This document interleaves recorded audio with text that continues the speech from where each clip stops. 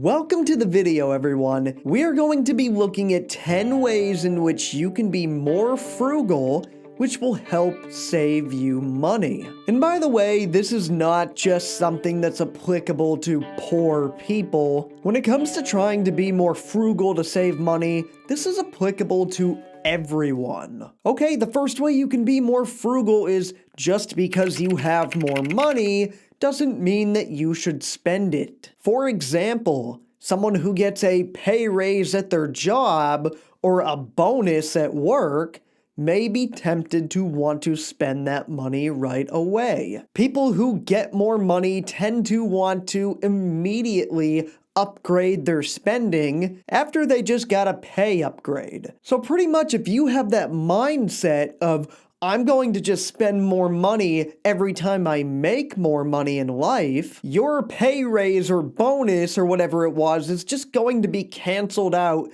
by the amount of increased spending that you are committing to. Let's say I'm working at my healthcare job, I do imaging, and I get a $5 an hour raise. And then I think to myself, oh great, now with that $5 an hour raise, I can easily upgrade my car. Or I can take a really expensive vacation, more expensive than we were intending to, just because I know I'm getting more money in now. Those are two examples of basically offsetting your increase in pay or your bonus by upgrading your spending as well. Number 2, save money on water. We all need water to live. We all need to drink water. And especially me, I drink tons of water, anywhere from a half a gallon to a gallon a day. Now, if you're someone who buys water bottles at the store, you probably spend a little more money in a year than you actually think. A very good alternative to buying water bottles as your source of water is to either install a filter right on your sink or install a reverse osmosis system. Now, I chose the latter,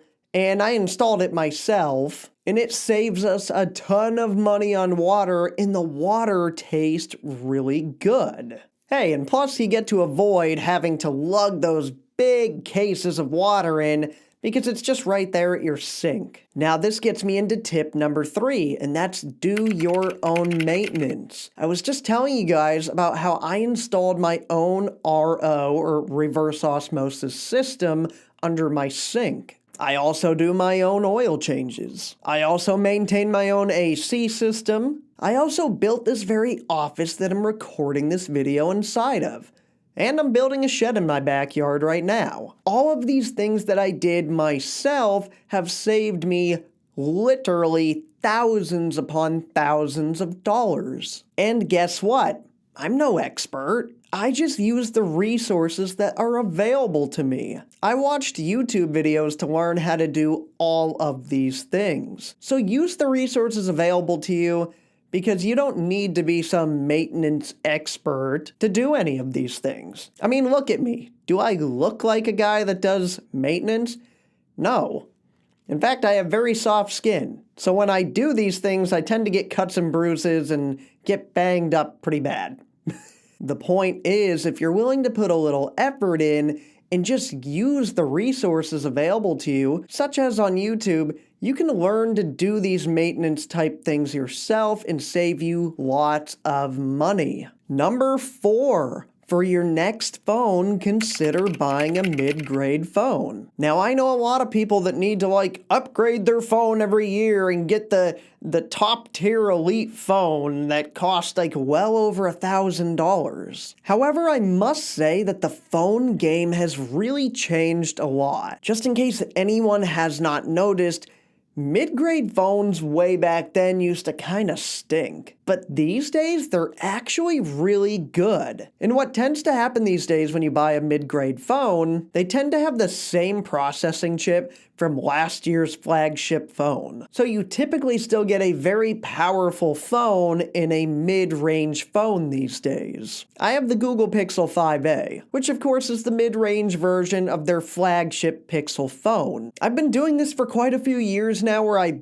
buy the mid-grade phone, and it's always exceeded my expectations. There is nothing in a flagship phone that anyone really needs for their daily use. This thing has plenty of processing power, takes very good pictures, it's waterproof. I mean, there's not really much more you can ask for. And mid-range phones tend to be closer to the $500 range versus having to spend over $1,000 for a flagship phone. Okay, number 5 is surround yourself with frugal people and frugal friends. I can tell you from experience that it's very hard to hang out with people who always want to do lavish things and go out every night and spend lots of money, because that's their idea of the only way you could possibly have fun. These days, I tend to surround myself with people who, yeah, we might occasionally go out and have a good time, but most of the time we're just hanging out at each other's homes and enjoy each other's company. Try to get like-minded people who actually enjoy being frugal and saving money and know how to still have a good time. Number 6, plan your meals. I can tell you right now that this will save you a ton of money in the long run. People who either don't plan their meals out throughout the week for, dinner, lunch, etc., they tend to panic at last second, oh no, there's no dinner, and now you either have to go out to eat or do takeout. And either way, especially these days with inflation, you are going to get raked over the coals. Just a couple weeks ago, I was working on my shed and no one else in my house had the time to make dinner, and we did takeout. We were craving Chinese, I'll admit. And oh my god, I couldn't believe how bad it's gotten because of inflation. I feel like we didn't really get that much food and it was $70. Insane. Now, part of what can help plan out your meals is by making a list when you go grocery shopping. That way you can look in your fridge and your pantry and know ahead of time what you need so that you're on a set path and you have a goal when you get to the grocery store. Not only that, little added tip, do not go grocery shopping when you're hungry. I can tell you right now you're going to want to stray from your path and buy a bunch of stuff because you're starving. Unfortunately, that's your brain working against you. Number 7, join your local library. Now where I am, we actually have 2 libraries that are very close to us. Not only are libraries, of course, a good source of books if you're, into reading books and gaining knowledge, but they can also be a very nice place to go ahead and relax and get in a good headspace. They tend to provide lots of other resources as well, and if you have kids, they usually have a lot of different activities, like even weekly activities that your kids can go to. And these are all free activities. Oh, and did I forget to mention, if you either can't afford internet at your home or you're a struggling college student or something to that effect, every library I've ever been to has free, high-quality Wi-Fi. Number 8, buy only what you need. Now, this should probably seem rather obvious, but this is very much having a frugal mind and living in a more minimalistic way. Try to only buy what you need, the essentials for living. Now, obviously, it's okay to have, some extra things past the essentials, like having a TV. You don't need to be a caveman, but I know a lot of people that struggle with being hoarders, having shopping syndrome, quite literally buying a bunch of stuff that they don't need and letting it sit around the home and never using it. Now it's a waste of space in your home, and you had to spend money for it. So next time you're at the store and you go, wow, look at this cool thing. Or you're on Amazon.com and you're like, oh my god, wow, I'm looking at all this stuff. Try to think to yourself, do you actually need the things that you're looking at right now? Trying to live a more minimalist lifestyle will allow you to avoid buying things that you really do not need. Number 9, pay for a 6-month premium on your auto insurance. Now, this isn't exactly applicable to everyone because not everyone can afford to plop down a 6-month premium. But literally every auto insurance company will give you a deal on that 6-month premium. You could pay it every month, or you could just pay the whole premium all at once and end up saving quite a bit of money. This is also applicable to a lot of subscription type services too, including Amazon.